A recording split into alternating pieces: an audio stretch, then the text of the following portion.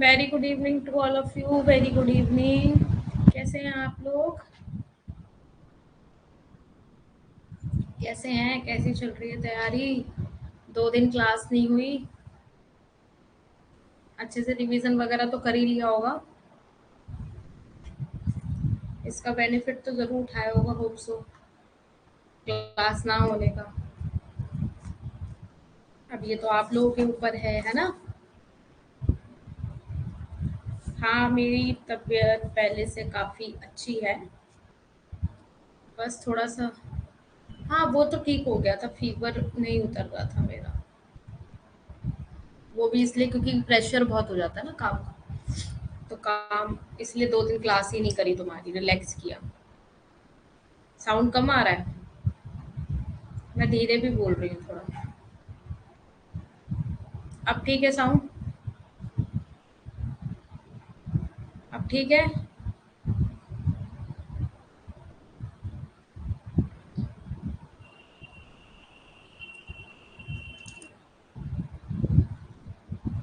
अब ठीक है साउंड? ठीक।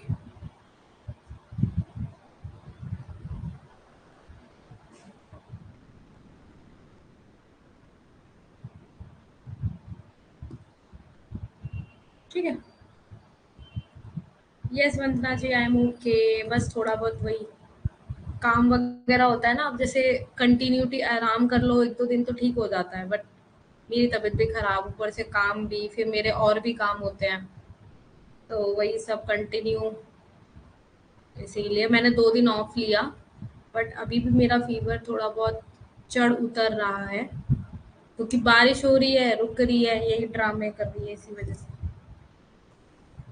मैं ठीक हूँ। ठीक है। आप लोग परेशान मत होइए। मुझे तो अपने से ज्यादा तुम्हारी सिलेबस की चिंता हो रही थी, बट ठीक है। अब टेंशन लेने से तो कुछ नहीं होने वाला, और तबीयत और ही ज्यादा खराब हो जाएगी, है ना? इसीलिए अपना भाई पढ़ाई वढ़ाई करते रहो अपना अच्छे से। ठीक है। अपना अच्छे से पढ़ो लिखो।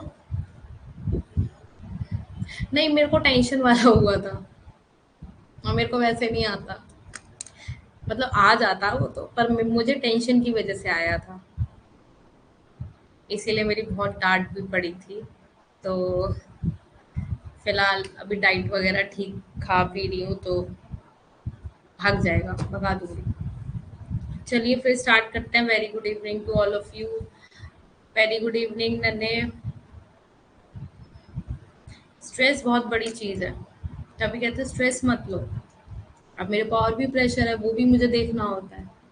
तो वही सब चीजें जब मिक्सिंग आउट हो जाती है ना, तो फिर यही होता है। अरे बहुत है जिंदगी में टेंशन। पढ़ाई सबसे बड़ी टेंशन है। ये भी करना है, उसका भी करना है, ये भी क्लास बनानी है। एक टाइम पे आके ना आपको ब्रेक चाहिए होता है थोड़ा सा ना। क्या हो जाता है, बहुत फेड अप हो जाते हो आप इन सब चीजों से, क्योंकि आपको बताइए आप, अब आप भी फ्यूचर लेक्चरर हो। अब इस चीज को आज गांठ बांध लेना, ये जो ये लाइन चुनी है ना, इसमें बहुत पढ़ना पड़ता है, और ये डार्क सर्कल ऐसे ही रह जाते हैं फिर आप लोग। बहुत नॉर्मल लाइफ जीना तो पॉसिबल ही नहीं हो पाता, बस पढ़ते रहो।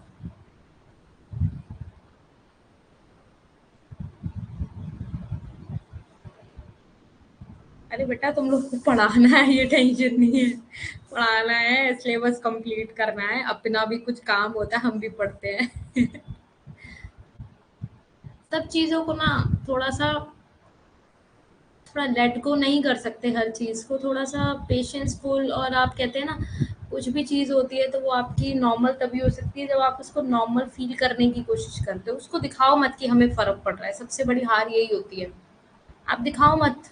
समझ रहे हो? आप फील मत होने दो कि मेरे को फील हो रहा है तुम्हारी किसी भी बातों का।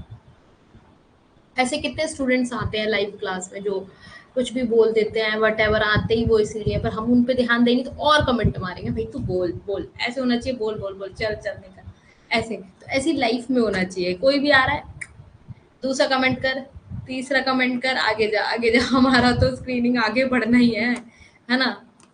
बस बैन कर तो जाता हो, तो ऐसी लाइफ में बैन करना सीखो चीजों को, है ना?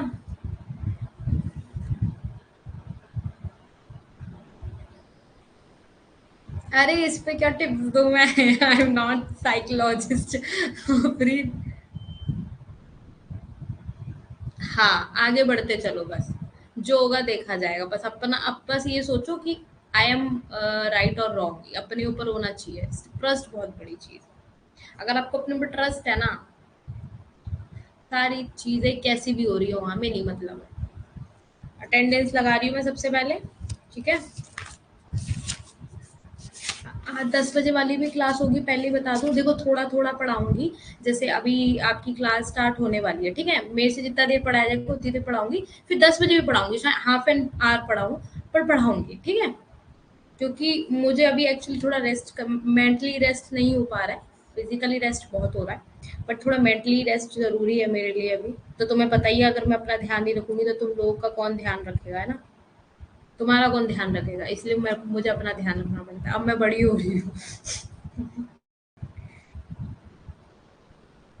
और एक चीज याद रखना, सिलेबस पे बिल्कुल भी ध्यान मत देना कि मैम अभी तो थर्ड यूनिट ही नहीं खत्म हुई, मैम कैसे करें, मैम ये मैम वो। जितनी यूनिट है ना उसको पी जाओ, ऐसे ऐसे घोट के, ऐसे ऐसे हर एक टॉपिक को ऐसे घोट के पी जाओ कि लाइक हमें जरूरत ही नहीं है। 4 टॉपिक अगर हमने यूनिट कर लिए ना कवर अप, पेपर उसी में क्लियर हो जाना है। अगर एमसीक्यू पीवाई क्यूज करके गए हो सारे 10 ईयर्स के, और अगर 4 यूनिट्स भी कंप्लीट है, इट्स माई, मैं तो स्टैम्प पेपर पे ऐसे लगाने को तैयार। हाँ, वो तो होना ही नहीं है। समझ में आ रहा है? यूनिट्स पे मत जाना, जितना पढ़ा है ना उस पे जाना। याद रखना ये चीज हमेशा। और लास्ट टाइम पे किसी की तबीयत खराब हो जाती है, कुछ भी हो जाता है, तो ये नहीं है कि हमने 10 यूनिट की हो, हमने 2 यूनिट कर। उस यूनिट्स को पढ़ो, पी वाई क्यू एमसीक्यू करते रहो। बाकी आप मास्टर्स कर रहे हो, बच्चे हो, इतना आपको नहीं है कि बिल्कुल लो लेवल के आपको आता नहीं है। ठीक है। अरे ऐसा कुछ भी नहीं है रविंद्र, हमारे ऊपर और भी जिम्मेदारी होती है। तो क्या होता है ना, कभी कभी आप ज्यादा स्ट्रेस ले लेते हो तो हो जाता है, ठीक है, पर ऐसा कुछ नहीं है, सब चीजें लाइट अप हो जाती है। अब मैं आपके सामने बैठी हूँ, फिर एनर्जी के साथ बैठी हूँ। मैं क्यों बैठी हूँ? क्योंकि रेस्ट किया है, बॉडी को रेस्ट दिया है, मेंटली रेस्ट देना भी बहुत जरूरी है। बहुत जरूरी है। अगर आप मेंटली थोड़ा सा फोन वगैरह कम यूज करना सीख जाओ, ठीक है। पर ऐसा होता नहीं है, जो पढ़ने वाले बच्चे होते हैं ना उनको ये भी देखना है वो भी देखना है। आफरीन, रबिन, वंदना जी, नन्हे, और कौन है क्लास में? लोमन।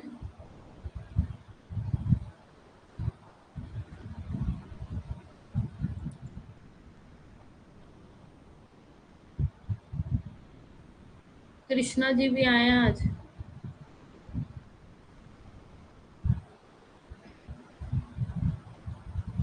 आज कैसे? कृष्णा, आज क्लास की याद आ गई तुम्हें? ललिता राणा, क्यों आज क्लास की याद आ गई कि पढ़ना है? मैं तो बोलती हूँ भाई आ जाओ क्लास में पढ़ लिया करो। फेस टू फेस मिलेंगे कभी, लाइफ में मौका आया तो जरूर मिलेंगे। जरूर मिलेंगे, आएगा वो दिन, डोंट वरी, हम मिलेंगे, जरूर मिलेंगे। जेआरएफ क्लियर करो इस बार, फिर देखते हैं। अरे ये भी बट ठीक है, एक दो दिन क्लास मत लो, पर ये अब ये तो नहीं है कि लाइफ की रफ्तार को रोक दोगे। थोड़ा बहुत तो अपने लिए टाइम निकालो, वरना कैसी चीजों को करोगे? एक बात बताओ। आपकी बात सही है, आप अपनी जगह बिल्कुल ठीक हो, बट थोड़ा बहुत ध्यान दो। कोई बात नहीं, रिकॉर्डिंग सेशन देख लिया करो, लाइव मत आया करो। मैं किसी को कोई जबरदस्ती नहीं कर रही, ठीक है। जिसके पास का टाइम हो वो अपना आओ, क्लास देखो। चलो कंटिन्यू करते हैं। रिकॉर्डिंग सेशन देख लिया करो जो नहीं देख पाते, ठीक है। अब आ जाइए।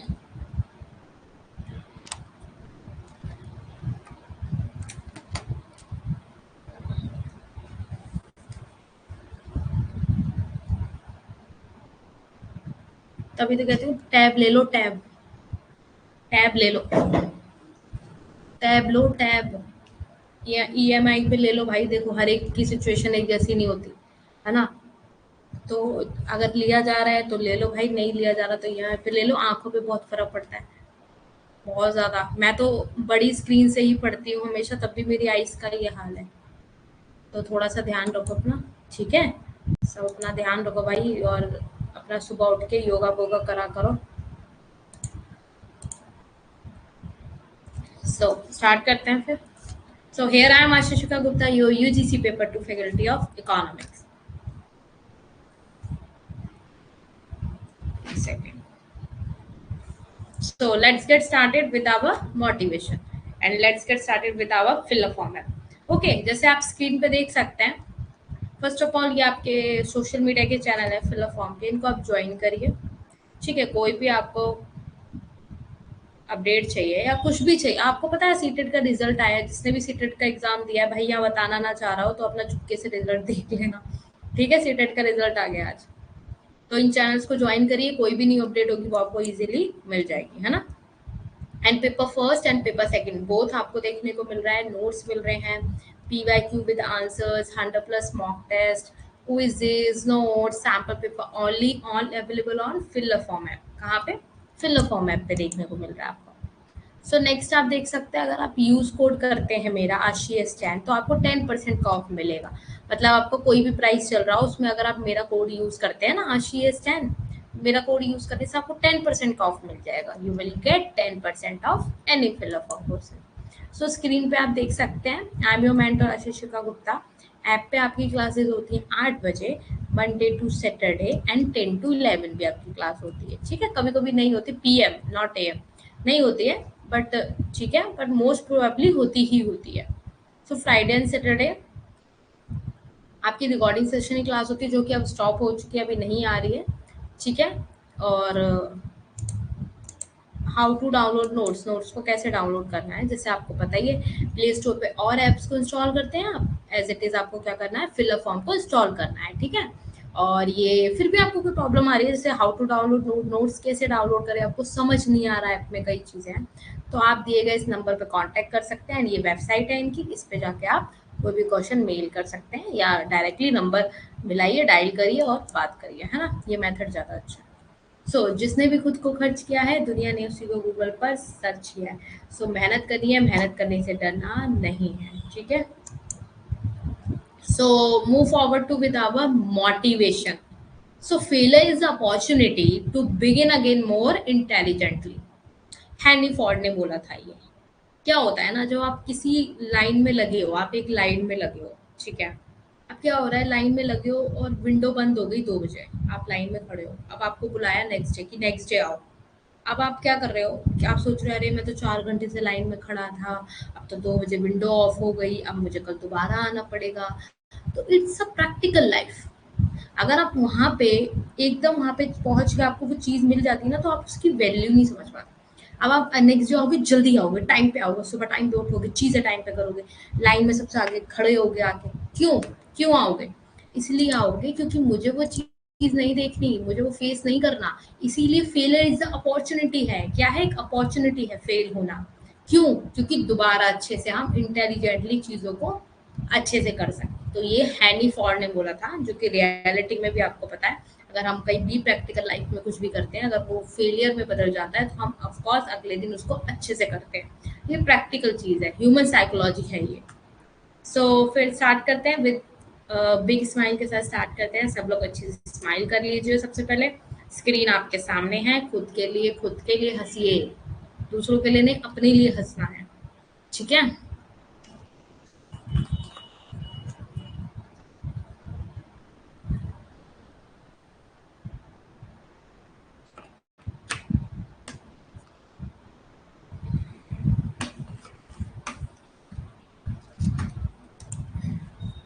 सो how are you all and how is जोश फॉर टुडेज क्लास? आप सब लोग कैसे हैं? एंड आज के लिए आपकी जो क्लास है उसके लिए आपका जोश कितना है, मुझे कमेंट सेक्शन में बताइए। और सबसे पहले पहले इस चीज का जवाब दीजिए, फिर मैं आपसे 1-2 क्वेश्चंस पूछने वाली हूँ, क्योंकि आज की क्लास होने वाली है हिग्स एंड स्लट्सकी वाले के ऊपर, जो कि आपको कमेंट पे आपने देख लिया होगा।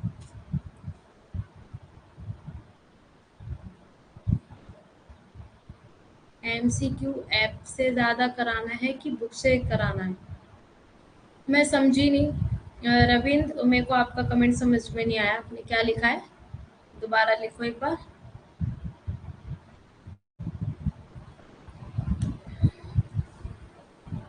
अच्छी सी स्माइल दो फटाफट। और एक बार बताओ, मैंने आपको प्राइस इफेक्ट, इनकम इफेक्ट और सब्स्टिट्यूशन इफेक्ट आप लोगों को पढ़ाया था, तो आप लोग मुझे बता सकते हैं कि इनकम इफेक्ट क्या होता है? आप में से कोई भी मुझे बता सकता है, क्योंकि आज आप हिक्स एंड स्लट्सकी वाला जो पढ़ रहे हैं, उसमें आपको ये सबसे पहले समझ आना चाहिए। अब इतने दिन रिवीजन तो इसका यूनिट का किया ही होगा थोड़ा बहुत। परसों हमारी क्लास नहीं हुई थी, परसों भी मेरी हेल्थ ठीक नहीं, मतलब सैटरडे संडे 2 दिन क्लास नहीं हुई है आपकी। और फ्राइडे को भी शायद आपका 1 ही घंटे का सेशन हुआ था, है ना? थर्सडे को भी 1 ही घंटे का हुआ है, तब से पता नहीं क्या डोलम डोल हो रहा है।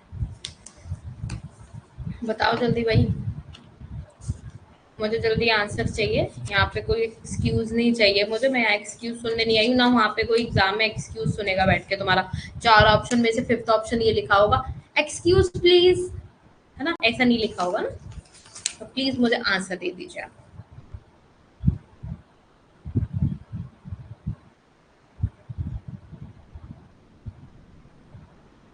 अच्छा, और कोई?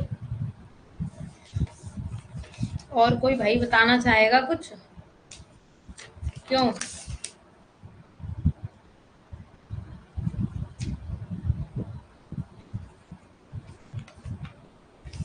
अच्छा ठीक है। और आगे कोई बताओ भाई, ये सही बता रहे हैं गलत बता रहे हैं, कैसे बता रहे हैं? बताओ जल्दी। ये सही बता रही हैं गलत बता रही हैं मैम, ठीक बता रही हैं कैसे बता रही हैं? जल्दी बताओ भाई।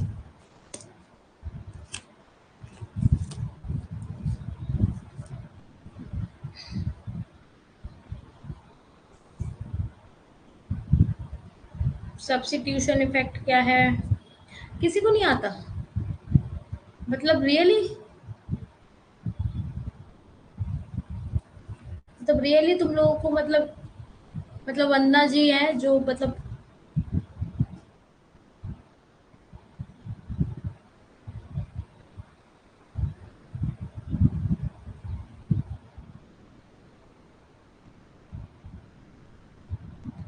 वेरी गुड, आंसर तो बहुत बढ़िया दे रहे हो।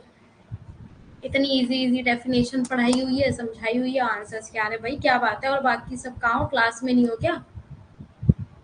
क्यों, क्या? Income effect, substitution effect, price effect, ये इतना अच्छे से समझाया था उस दिन। ऐसी ऐसी चीजों को भी भूल रहे हो, फिर कैसे करोगे आगे? इतनी बड़ी बड़ी यूनिट्स में कैसे याद करोगे चीजों को?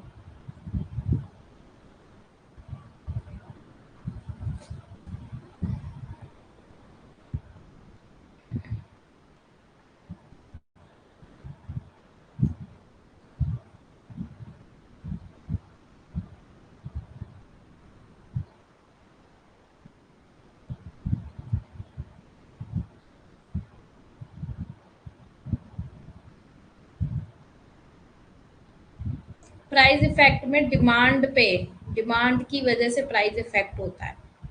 डिमांड, डिमांड की वजह से।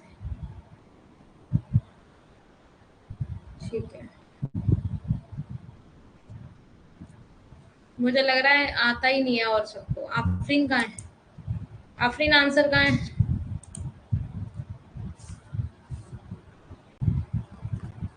आफरीन आंसर कहाँ है?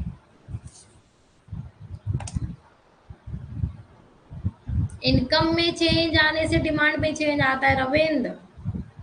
इनकम इफेक्ट में इनकम से फर्क पड़ेगा तभी तो डिमांड पे फर्क पड़ेगा। इनकम की वजह से डिमांड पे फर्क पड़ता है। समझ में आया?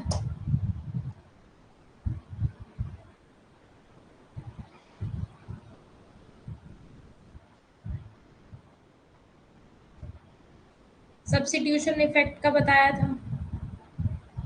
वंदना जी का आंसर ठीक है। और और सब कहाँ भाई? आंसर नहीं देना।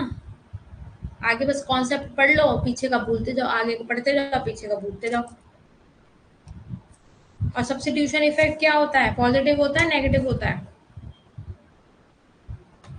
बताओ, सब्स्टिट्यूशन इफेक्ट क्या होता है? पॉजिटिव होता है नेगेटिव होता है? जल्दी बताओ। सब्स्टिट्यूशन इफेक्ट पॉजिटिव होता है नेगेटिव होता है? रविंद्र आंसर देंगे, नन्हे आंसर देंगे, लोमल, ललिता। वंदना जी, आफरीन, बाकी जो है आंसर नहीं मत दो अभी। ये सब आंसर दो, नन्हे आंसर दो मुझे। क्या बात है, पढ़ना वढ़ना नहीं हो रहा है क्या? जेआरएफ ऐसे ही कर लोगे क्लियर?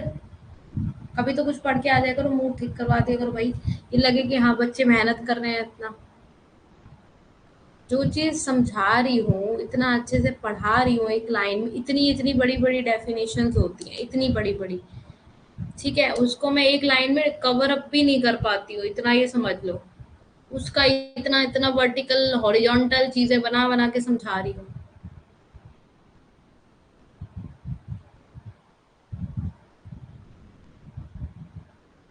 नन्हे मैंने ये पूछा है, सब्स्टिट्यूशन इफेक्ट जो होता है आपका वो क्या होता है? पॉजिटिव होता है, नेगेटिव होता है? आफरीन अभी आप आंसर मत देना, आप आंसर मत दो। मैं नन्हे से पूछी, नन्हे सब्स्टिट्यूशन इफेक्ट, रविन बताओ सब्स्टिट्यूशन इफेक्ट क्या होता है? पॉजिटिव होता है, नेगेटिव होता है? बताइए। पॉजिटिव होता है, नेगेटिव होता है। सब्स्टिट्यूशन इफेक्ट क्या होता है? आगे की चीजों को पढ़ाती रहो, पीछे की चीजों में छोटी छोटी चीजें नहीं आते हैं तुम्हें।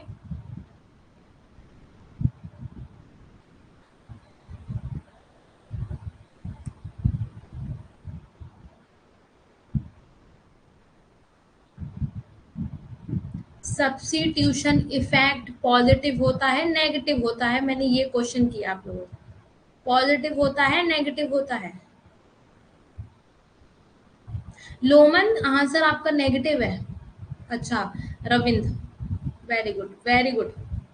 ये पढ़ाई हो रही है रोमन और रविन और नन्हे की, ये पढ़ाई हो रही है, वेरी गुड। अभी अभी अभी चार एक्सक्यूज निकल आएंगे बैठ के, अभी मैम ये नहीं आ रहा समझ में, मैम ये वाली थ्योरी नहीं आ रही, मैम इसका नोट समझ में नहीं आ रहा। इतना इजी आंसर कैसे पॉजिटिव हो गया? Substitution effect, substitution good positive वो बताया था मैंने, सब्स्टिट्यूशन इफेक्ट मैंने कब पॉजिटिव बताया?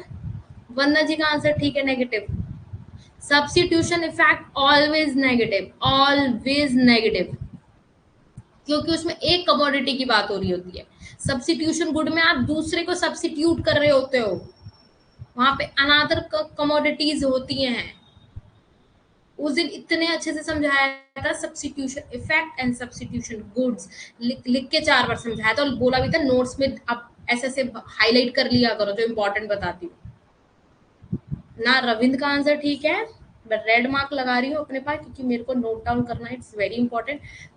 लोमन का आंसर ठीक नहीं है, इससे पता चल रहा है कि तुम लोगों की तैयारी क्या है। रविंद्र, लोमन और नन्हे, बिल्कुल बिल्कुल, मतलब लाइक मैं सोच रही थी तुम बहुत अच्छे से पढ़ रहे हो, ठीक है, मेहनत कर रहे हो भाई। इतना यहाँ हम स्ट्रेस ले रहे हैं तुम लोगों की वजह से, तुम्हें इतना इतना चीख चीख के बोल रहे हैं, एक डायलॉग को चार बार चीख चीख के बोल रहे हैं कि भाई ये लिख लो, नोट्स बना लो, पढ़ लो। नहीं, मैम तो बोल के चले जाओ, मैम हम तो नहीं पढ़ने वाले, मत पढ़ो भाई, अपने लिए पढ़ोगे।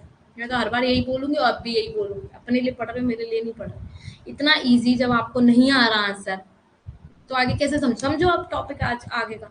चलो आ जाओ, अब समझ में नहीं आएगा ना फिर मत बोलना कि मैम समझ में नहीं आया।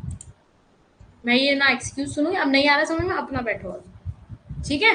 ये पिछला रिवाइज नहीं करना, मत करो।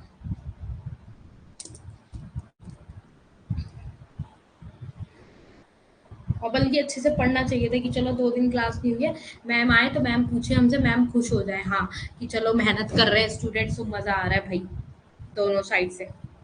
सर जॉन हिक्स, आज हम हिक्स की और स्लट्सकी की पढ़ रहे हैं, ठीक है, मेथड पढ़ रहे हैं दोनों। तो demand curve is the right one to use consumer surplus calculation, but we generally use Marshall one. अब इसमें ये कह रहे हैं हम डिमांड कर्व के जरिए हम लोग उससे पढ़ते हैं, किसे? कंज्यूमर के सरप्लस को। मैंने आपको समझाया था, अब मैं आपसे पूछूंगी व्हाट इज कंज्यूमर सरप्लस और what is producer surplus. You have no answer, इसलिए मैं आप लोगों से नहीं पूछूं। मुझे पता है एक दो बच्चे ये आंसर देंगे तो मैं क्या ही पूछूं, बाकी आप लोग पता ही नहीं होगा। मैम कंज्यूमर सरप्लस, मैम हम तो भूल गए, हमें नहीं मतलब मैम आप क्या पढ़ाती हो, हम तो बस स्क्रीन पे बैठते हैं, पढ़ते हैं और हो बस। कंज्यूमर सरप्लस प्रोड्यूसर सरप्लस के बाद डेट वेट लॉस पूछ लो, वो नहीं समझ में आएगा, फिर तुम लोगों को वो नहीं बता मिलेगा। मत पढ़ो भाई, मैं क्या ही हूँ। तो to isolate the income fact, Hicksian effect क्या बताते हैं, उसमें था प्रोड्यूसर सरप्लस वाला, ठीक है। ठीक है, ये वाला कौन सा हो जाता है आपका? ये वाला कौन सा हो जाता है, प्रोड्यूसर सरप्लस, और ये वाला कंज्यूमर सरप्लस, एंड ये होता है, ये क्या होता है, डेडवेट लॉस। ये क्या होता है हमारा, डेडवेट लॉस। अब इसके पीछे की पूरी कहानी तो मैं आप लोगों को समझा चुकी हूँ कि प्रोड्यूसर सरप्लस क्या होता है और कंज्यूमर सरप्लस क्या होता है। ठीक है, तो इसी के डिमांड कर्व को बताता है कि अगर राइट वर्ड यूज कर रहे हो आप तो क्या होता है, ये कंज्यूमर सरप्लस होता है, अगर बैकवर्ड कर रहे हो तो प्रोड्यूसर सरप्लस हो रहा है। ये भी आगे सब to isolate the income effect. अब इसमें इनकम इफेक्ट आइसोलेट कर देता है। Look at the reminder, total price effect को देखता है। किसको देखता है, प्राइस इफेक्ट को। और ये क्या देखता है, रियल इनकम को, कि रियल इनकम में चेंज होने से मेरी रियल इनकम में मेरा जो चेंज हो रहा है उसकी वजह से मेरी इनकम इफेक्ट क्या हो रही है और मेरा टोटल प्राइस इफेक्ट पे क्या फर्क पड़ रहा है। अगर मेरी जो रियल इनकम है आपको पता है वो बढ़ रही है तो क्या होगा, मेरा प्राइस अगर कम है तो मेरी रियल इनकम ज्यादा है, मान लो प्राइस कम है, परचेसिंग पावर क्या होगी, मेरी खरीदने की क्षमता यहाँ पे ज्यादा होगी कम होगी, क्यों, जिसको पता है वो बताओ, यहाँ पे क्या होगी क्षमता,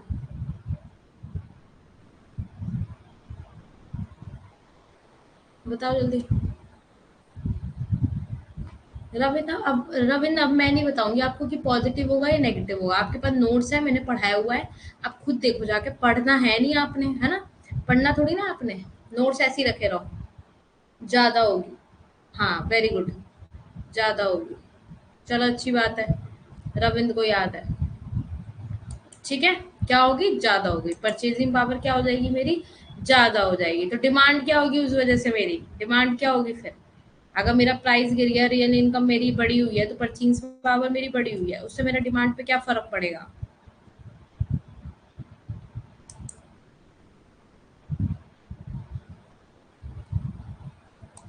क्या बताएगा बताओ।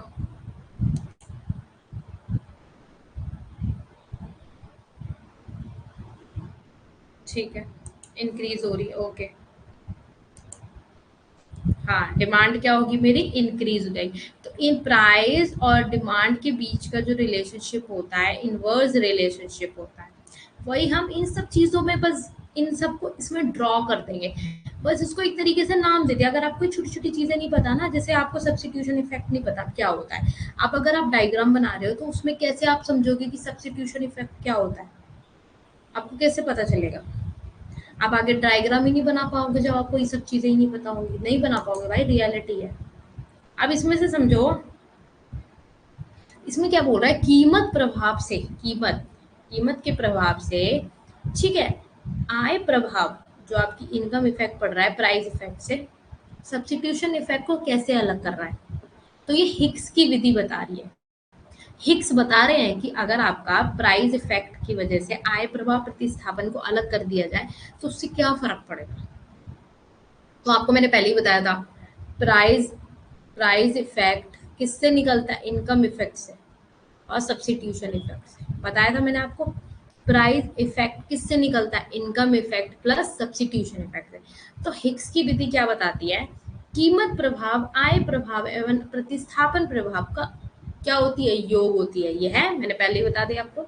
जब किसी वस्तु की कीमत कम हो जाएगी ना, जब किसी वस्तु की कीमत कम हो जाएगी तो मैंने आपको बता दिया पीछे क्या होगा, उससे रियल इनकम अगर हमारी बढ़ी हुई, प्राइस कम हो रखा है तो परचेजिंग पावर बढ़ेगी, डिमांड बढ़ेगी। ठीक है, तो उपभोक्ता की वास्तविक आय क्या होती है, बढ़ जाती है, रियल इनकम क्या है, बढ़ गई भाई उसकी, पता है कीमत कम हो गई, बताया था पीछे, वही सेम चीज आगे, वह उतनी ही इकाइयां कम व्यय करेगा, उपभोग कर सकता है, तो ये क्या है, आय प्रभाव, उतनी ही क्या करता है, उतनी इकाइयां कम व्यय करके उपभोग कर सकता है, समझ गए। तो मैंने आपको इनकम इफेक्ट में बताया था, ठीक है, कि इनकम में चेंज आने से डिमांड में अगर कोई चेंज आता है तो वो क्या बताता है आपको, इनकम इफेक्ट। ठीक है, आय प्रभाव। अब कीमत में कमी से उस वस्तु का सापेक्षिक मूल्य कम हो जाता है और उपभोक्ता महंगी वस्तु के स्थान पर सस्ती वस्तु का प्रतिस्थापन करता है, तो प्रतिस्थापन आ गया। अब आपने सब्स्टिट्यूशन इफेक्ट वाले में पढ़ा था, अगर टी का प्राइस मेरा हाई हो जाता है तो वो कॉफी की डिमांड हाई करने लग जाएगा ना, कीमत में कमी आ गई मान लो तो उस वस्तु का सापेक्षिक मूल्य कम हो जाएगा, है ना, कीमत में कमी आ गई मान लो, और उपभोक्ता महंगी वस्तु के स्थान पर क्या करेगा, सस्ती वस्तु, तो ये क्या है, अगर टी का प्राइस बढ़ रहा है तो वो क्या करेगा, कॉफी की डिमांड शुरू कर देगा। भाई ऐसा तो है नहीं, क्योंकि उसके पास यहाँ पे क्या है, एक विकल्प है, उसके बाद क्या है यहाँ पे, विकल्प है, तो वो उसको चूज कर सकता है, उसको चुन सकता है, उसके अकॉर्डिंग क्या कर सकता है, वो अपनी आय का एक अलग अच्छे तरीके से उपयोग कर सकता है। तो ये हिग्स बता रहे हैं कि इस डायग्राम में हिग्स कह रहे हैं, ये डायग्राम देख रहे हो, इसमें सबसे पहले देखो ये जो एम और एन की लाइन है ये आपकी बजट रेखा है, ठीक है, ये बजट रेखा। अब मैंने आपको पहले ही बताया था, जब बजट रेखा आगे को शिफ्ट होती है तो क्यों होती है, जरा बताना। मतलब कीमत कम हो रही है या ज्यादा हो रही है, एक्स की कीमत या वस्तु एक्स की बात हो रही है नीचे, तो कीमत ज्यादा हो रही है कम हो रही है।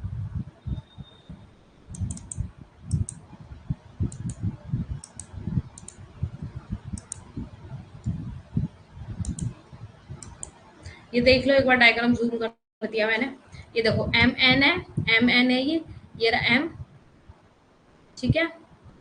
अरे ये एम एन है, एम एन, ठीक है, इसके आगे शिफ्ट हो रहा है, ये क्यों हो रहा है, एन से एन वन क्यों शिफ्ट हुआ, ये रीजन आपके पास है, आप लोग बता सकते हैं कि इसलिए शिफ्ट हुआ है मैम। आप लोगों को बहुत अच्छे से पता है, बस दिमाग दौड़ाने का आपको बस।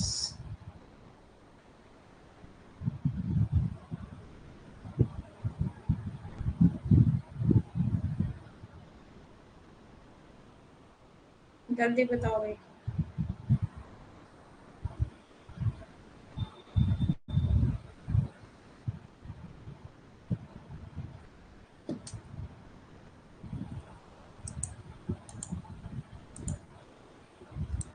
क्या समझ में आया? प्राइस कम होने पे क्वांटिटी डिमांड बढ़ जाएगी, ज्यादा हो रही है मैम बजट रेखा के हिसाब से। बजट रेखा जब आगे को शिफ्ट करती है तो क्या बताया था, क्या बताया था आपको कि कम हो रहा है, तो आप क्या कर रहे हो, प्राइस कम हो गया तो आप क्या कर रहे हो, इधर देखो, अब इधर देखो, अभी समझ में आ जाएगा तुम लोगों को। इसको थोड़ा सा एक सेकंड अपना जूम कर लेती हूँ, ठीक है। अरे भाई जूम हो जाओ, जूम होने दे इसको। हम्म, हाँ, अब बस ऐसे देखो, इसमें पेन चलना थोड़ा मुश्किल हो जाएगा आई थिंक सो, हाँ। अब अगर देखो ये मेरी बजट लाइन है, ठीक है, मेरी बी एल मतलब बजट लाइन होती है, एम एन मैंने इसको नाम दे रखा है। अब एम एन हो गई तो इसका मतलब क्या हो गया, मेरा क्या हुआ, मेरा इधर प्राइस कम हो गया, क्या हो गया, मेरा इधर प्राइस कम हो गया। अब ये लाइन से देख सकते हो आप, आर टी लाइन से, आर आर और टी दिख रहा है आपको पॉइंट, ये क्या बता रहा है, प्राइस बता रहा है, प्राइस कंजप्शन का क्यों क्यों दिखा रहा है ये, क्योंकि आपकी पहले बीएल क्या थी, बजट लाइन आपकी एमएन है, तो एमएन वन हो गई, मीन्स आपका प्राइस पे फर्क पड़ गया, तो ये प्राइस इफेक्ट कब आ गया, ठीक है। और इसका इक्विलिब्रियम कहाँ है, आर वाले पॉइंट पे, तो यहाँ से आपने एक आईसी कर्व, आपने पता है आपको मैंने सिखाया था, बजट लाइन पे आईसी कर्व आप इक्विलिब्रियम के लिए टच करते हैं, ठीक है, समझ में आ गया। अब इसके बाद ये जो लाइन है ना एम टू और एन टू वाली, ये इसको क्या दिखा रहा है, ये क्या बता रहा है इसको, ये इसकी सेम ये वो वाली रेखा आ गई आपकी, ये क्या बोल सकते हो आप इसको, प्रतिस्थापन वाली आपकी सब्स्टिट्यूट इफेक्ट वाली आपकी रेखा आ गई इसमें। तो ये सब क्या पॉइंट बताते हैं। अच्छा, अब आपने यहाँ से ये पॉइंट खींच लिया मैम, मैम आपने तो ये वाला, अब जो ये पॉइंट आ रहा है आपका आर से जो नीचे को पॉइंट आ रहा है ए की साइड, ये ए को जो पॉइंट आ रहा है ना आपका, ये क्या हो जाएगा, यहाँ से आपने क्लिक किया या आपने इक्विलिब्रियम बना लिया, यहाँ पे आ गया मेरा ए पॉइंट, मीन्स ये प्राइस कंजप्शन कर्व हो गया, और मेरा आईसी कर्व इधर क्लिक हो गया, और इधर मैंने सेम ऐसे ही इसका स्लोप बना दिया, ठीक है, बैलेंस करने के लिए। बट अब बात कर रहे हैं हम लोग कि हमारा इनकम पे क्या फर्क पड़ेगा। अब मेरा इनकम पे क्या फर्क पड़ रहा है, अब अगर आप नोटिस करें तो आर, अगर आप एक सेकंड में ये नोटिस करें ना, अगर ये वाली लाइन जो आपने क्लिक करी है पीसीसी वाली, ये सिर्फ प्राइस आपको बता रही है, प्राइस फैक्ट बता रही है, ठीक है।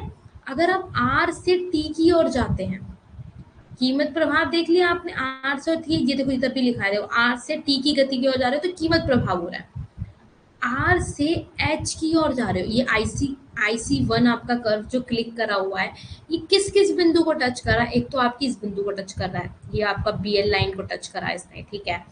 फिर ये जो दूसरी लाइन आ रही है ना एम टू एन टू वाली, आपका इनकम कम हुआ, अब क्यों कम हुआ, क्यों, क्योंकि यहाँ पे आप स्थानापन आ गए, पीछे को आ गए, ये देख रहे हैं यहाँ पे M2 हो गया, तो ये इसका मतलब क्या हो गया, इसके पास स्थानापन मतलब इसके पास प्रतिस्थापन करने के लिए है, तो प्रतिस्थापन जब इसने किया तो उसका ये जो कर्व है IC1 कर्व है, तो ये क्या हो जाएगा, ये हो जाएगा आपका सब्स्टिट्यूशन इफेक्ट। क्या हो जाएगा, ये रहा स्थानापन्न प्रभाव, आपका लिखा है स्थानापन्न प्रभाव।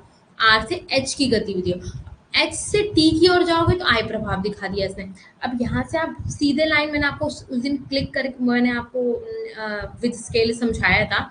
ICC कर्व अगर आपको पता हो, PCC कर्व भी मैंने आपको सिखाया था, उसी को यहाँ जोड़ के इन्होंने बताया हुआ। ICC कर्व अगर मैंने उस दिन क्लास में, कौन सी क्लास में समझाया था मैंने आपको, आई थिंक सो उस दिन आपकी क्लास थी सब्स्टिट्यूशन, यही सब मैंने आपको, इनकम इफेक्ट वर्ड तो मैंने ये आपको समझाया था। बजट लाइन जब आगे को शिफ्ट होती है तो कैसे बढ़ती है, ये सब मैंने आपको ICC का PCC का दोनों चीजें समझाई थी।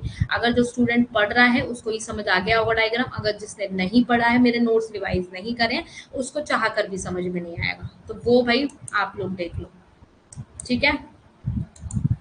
अब जो पढ़ रहा है उसको कंटिन्यूटी में याद होगा कि यस आपने बताया था, ठीक है।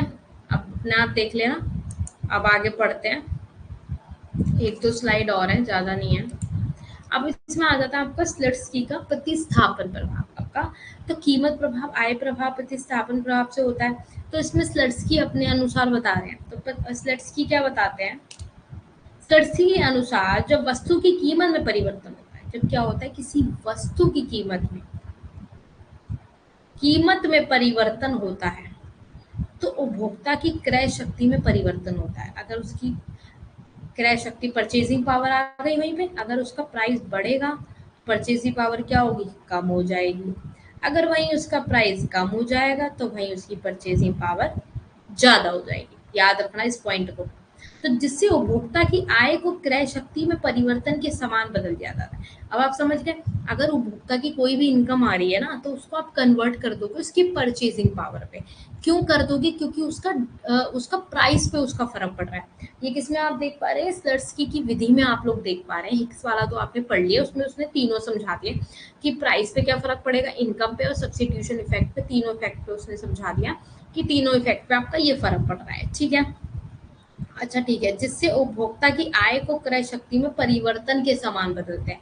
मीन्स इसमें ऐसे बदला जाता है कि परिवर्तन हो रहा, तो वस्तु की कीमत में परिवर्तन हो रहा है आपके, और पूर्व कीमत पर क्रय मात्रा, आपने क्या खर्च किया, क्या क्वांटिटी थी उसकी, तो ये सब इसको मल्टीप्लाई कर दोगे। किससे कर दोगे मल्टीप्लाई, कीमत में परिवर्तन और पूर्व कीमत की क्रय मात्रा के, जो भी आपकी जिस प्राइस पे आपने खरीदा होगा उस प्राइस। तो ये यही कहता है, ये याद रखना कि ये कह रहा है, साफ साफ कह रहा है कि वस्तु की अगर कीमत में परिवर्तन हुआ, इसने ये नहीं बोला कम होगा ज्यादा हो, परिवर्तन चेंज, तो वो क्रय शक्ति में परिवर्तन होता है उसकी परचेज, सीधा सीधा किस पे फर्क पड़ रहा है, उसकी परचेजिंग पावर पे।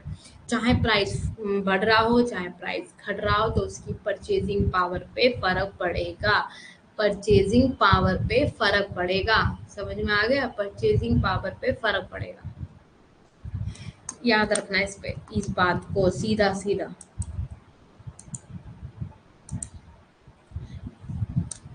और उससे आगे क्या लिखा हुआ है फिर, अर्थात आय में इतना परिवर्तन किया जाएगा जिससे उपभोक्ता चाहे तो वस्तुओं का पूर्व कीमत पर वाला संयोग खरीद सकता है। अब सब समझ गए, इसमें ये कह रहा है कि या तो आय में इतना परिवर्तन किया जाएगा जिससे उपभोक्ता मतलब कंज्यूमर चाहे तो वस्तुओं का पूर्व कीमत वाला संयोग खरीद सकता है। मतलब अगर इतना भी नहीं, प्राइस में इतना भी मत बढ़ोतरी कर दो, वो पिछले प्राइस के अकॉर्डिंग चीजें खरीद ही ना पाए। तो वो ये कहना चाह रहे हैं, स्लट्सकी कह रहे हैं कि प्राइस में आप परिवर्तन तो ला रहे हो, पर इतना परिवर्तन मत लाओ ना कि कंज्यूमर खरीद ही नहीं पा रहा है, वो उसकी क्या इनकम है, क्या उसकी परचेजिंग पावर कैसे बढ़ेगी फिर। तो ये इधर इस पे भी ध्यान देते हैं कि पूर्व कीमत वाला संयोग खरीद सकता है, पूर्व कीमत वाला संयोग। जैसे ये डायग्राम समझो एक सेकेंड, ये डायग्राम है, मान लो ये मेरा क्या कहते हैं, जैसे मेरा मान लो ये मेरा कर्व हो गया डिमांड का, ठीक है।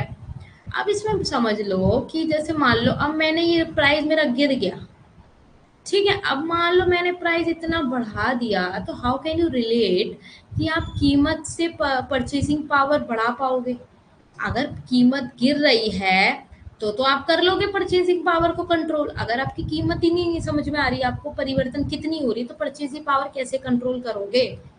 नहीं कर पाओगे ना कंट्रोल। तो आय में परिवर्तन, लागत अंतर, मतलब समझ गए, इन दोनों को इक्वल टू करके बता दिया उसने। आपकी आय में जो परिवर्तन हो रहा है ना, वो लागत में भी अंतर होगा। अब आपकी आय में परिवर्तन हो रहा है तो जो लागत लगेगी उसमें भी तो फर्क पड़ेगा, नहीं पड़ेगा? पड़ना चाहिए नहीं पड़ना चाहिए? क्यों? उसमें फर्क पड़ना चाहिए नहीं पड़ना चाहिए? अपने पेन से बना के दिखाऊं? ओके, चलिए बनाना पड़ेगा। तो मैंने आपको उस दिन समझाया था।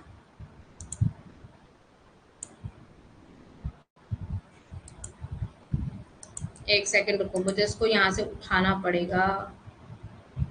अरे यार,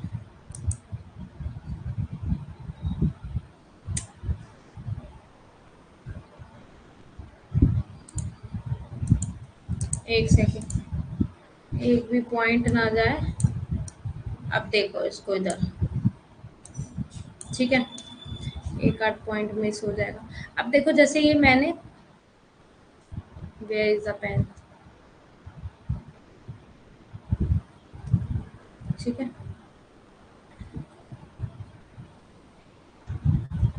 अब जैसे मान लो ये मैंने डायग्राम बना लिया, ठीक है। अब ये मेरी बजट लाइन बनी, ये क्या बनी मेरी, ये मेरी बजट लाइन बनी, ये मेरी दूसरी बजट लाइन बनी, ठीक है। और इसके जितना सेम मैंने वो बना लिया स्लोप, ठीक है, ये मेरी बजट लाइन है, ठीक है।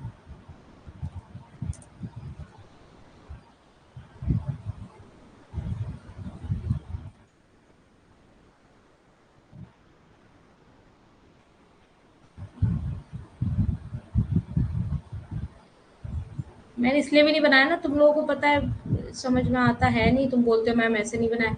ठीक है, ये बना दिया, बजट लाइन हो गया, ये मेरा क्या हो गया, ये मेरा पी, सॉरी, ये बजट लाइन होगी ना मेरी। तो ये क्या लिखूंगी यहाँ पे, मैं इसका नाम दे देती हूँ कुछ भी। एम पॉइंट पे नाम है यहाँ पे, हाँ, तो एम यहाँ दे देती, ये एम पॉइंट हो गया आपका,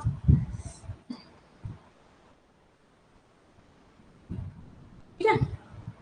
बजट लाइन है ये एम एन, ये आपकी क्या है, यहाँ पे ब्रैकेट में लिख लो बजट लाइन, बी और ये एल, बजट लाइन। तो ये क्या हो जाएगा आपका, ये हो जाएगा L1, मान लो इसको N1 समझ लो, ठीक है।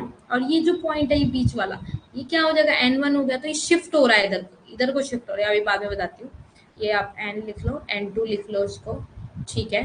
अब आपने अपनी मर्जी से क्या किया, इसमें वो बना लिया आपने अपना।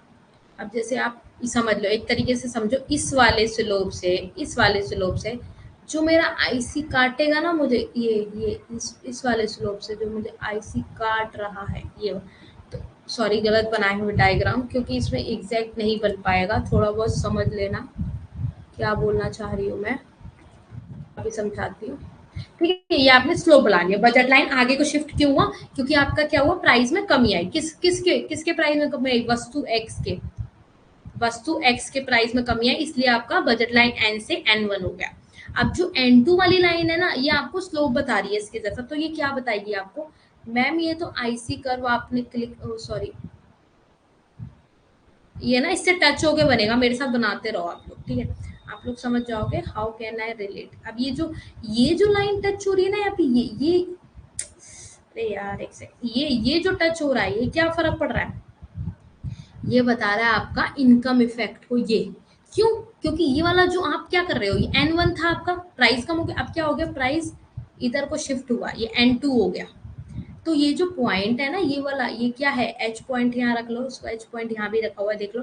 तो इसको क्या बोलना चाह रहा है, ये कह रहा है कि भाई तुमने ये तो उसको नाम रख दिया, ये तुमने बोल दिया अपने अकॉर्डिंग, बट इनकम पे फर्क पड़ा ना। अगर आपका स्लोप जब N1 था प्राइस कम होने से, अब इधर N2 है, तो बिकॉज ऑफ इनकम इफेक्ट, किसकी वजह से, इनकम पे फर्क पड़ा। तो जो आप ये वाला स्लोप यहाँ से बना रहे हो, इस लाइन को यहाँ से ऐसे ड्रॉ करते जाओ, इसको ड्रॉ करते जाओ और यहाँ का स्लोप बना लो, ये देखो। अब ये आपका हो गया इनकम पे, पहले इनकम इफेक्ट का डायग्राम बनाओ, यहाँ पे इनकम इफेक्ट का यहाँ डायग्राम बना लो, जिससे कि आप लोगों को पता चल जाएगा आईसीसी कब हो गया, इनकम इफेक्ट हमारा निकल आया। यहाँ क्या हो रही है, हमारी इनकम बढ़ रही है, इसलिए हमारा स्लोप नीचे को रुक गया। यहाँ पे देख रहे हो, यहाँ पे इसलिए कमी आ गई, यहाँ पे ज्यादा हो रहा था, क्यों, यहाँ पे हमने ज्यादा खरीद पा रही थी एन से एन वन। अब यहाँ एन टू हो रहा है, मीन्स इनकम बढ़ गई, यहाँ पे क्या हो गई, इनकम बढ़ गई यहाँ पे। तो मैं क्या कर पाऊंगी, क्या कर पाऊंगी, नहीं इतना खरीद पाऊंगी ना, इसीलिए ये इनकम इफेक्ट यहाँ दिखा देता है। और सेकेंडली आपका आईसी स्लोप कर्व कहाँ बनेगा, आईसीसी कर्व को टच करते करते जो बनेगा वो क्या बनेगा, आपका आईसी टू कर्व बनेगा। ये आईसी वन कर्व पे आपको टच करा है इसने, ठीक है। तो जो इसको टच करते हुए और इस पॉइंट को इक्विलिब्रियम को टच करते हुए जो आपका बनेगा वो आपका बनेगा प्राइस कंजप्शन कर्व। इसको आप क्या नाम दोगे, इसमें जैसे आर दिया है तो यहाँ पे आर नाम दे दो, जिससे आपको सेम डायग्राम समझ में आ जाएगा।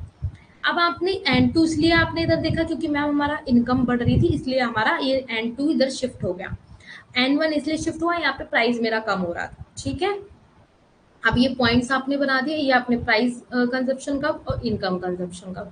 ये आईसी वन इसको टच कर रहा है, इसको टच कर रहा है आईसी टू, तो आपका प्राइस इफेक्ट आपको पता चल गया, इस पे क्या फर्क पड़ रहा है। इधर प्राइस फर्क पड़ रहा था, उधर इनकम में फर्क पड़ रहा था। आप समझ में आया, इसका इसमें कुछ भी नहीं है, आपको मैंने पहले समझाया हुआ, आपने रिवाइज नहीं किया हो ना, इसीलिए इसलिए आपको समझ में नहीं आया था। अब समझ में आ गया इतना, कुछ नहीं है, बजट लाइन आगे आगे शिफ्ट हो रही है, तो क्या हो रहा है, आपका प्राइस क्या हो रहा है, कम हो रहा है उसमें। और जो आपकी इधर को शिफ्ट हो रही है, मीन्स आपकी इनकम पे इफेक्ट पड़ा है, इनकम आपकी बड़ी है नीचे की साइड। आपको पता है नीचे कब होता है, ऊपर कब होता है, ये तो आपको नॉर्मली पता है ना चीजें। बताओ जल्दी, समझ में आ गया, फिर आगे बढ़ू मैं।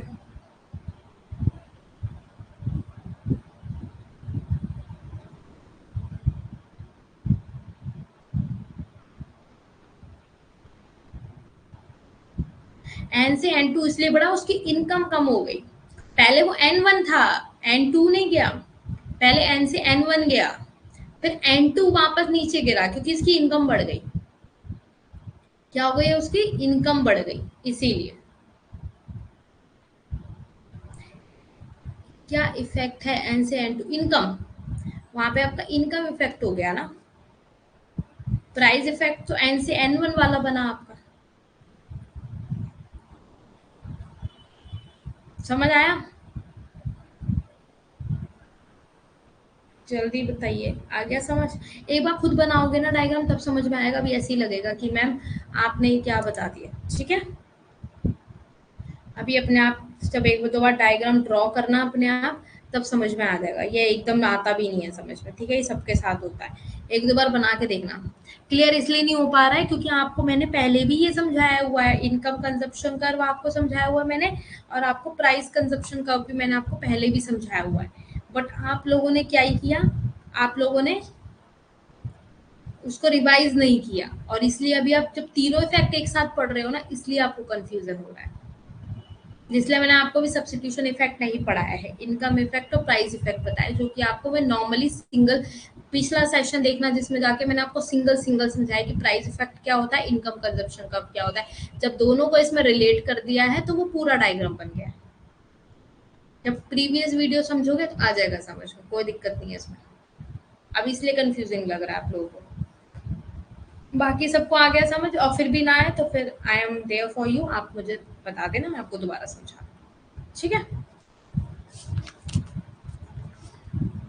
रिवीजन किया तो उसमें सिंगल सिंगल समझाया तो था मैंने आपको, सिंगल सिंगल समझाया था मैंने।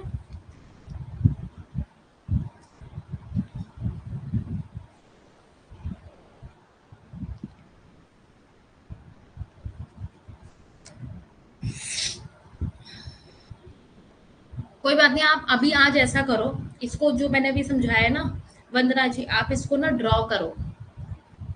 हाँ, नहीं नहीं, आप इसको ड्रॉ करना अभी। अभी क्या होता है ना, एकदम हम जब बहुत टफ डायग्राम समझते हैं ना, तो ऐसे ही होता है, ये सबके साथ होता है। आप इसको ड्रॉ करना आज, नहीं समझ में आए तो बताना मुझे, मैं आपको समझा दूँ, ठीक है। नहीं आता है बिंदास बोलते हैं ना, कोई दिक्कत नहीं, मैम नहीं आया समझ में, ठीक है। चलिए फिर 10 बजे वाली क्लास कंटिन्यू करते हैं फिर, ठीक है।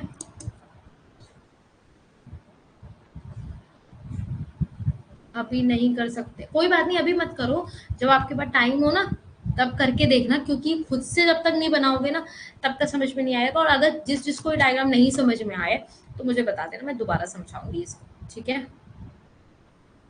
ठीक है वंदना जी, 10 बजे मिलते हैं फिर। ठीक है?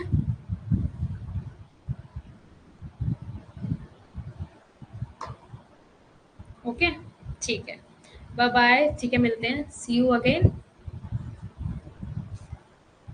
चलिए फिर 10 बजे मिलते हैं हम लोग।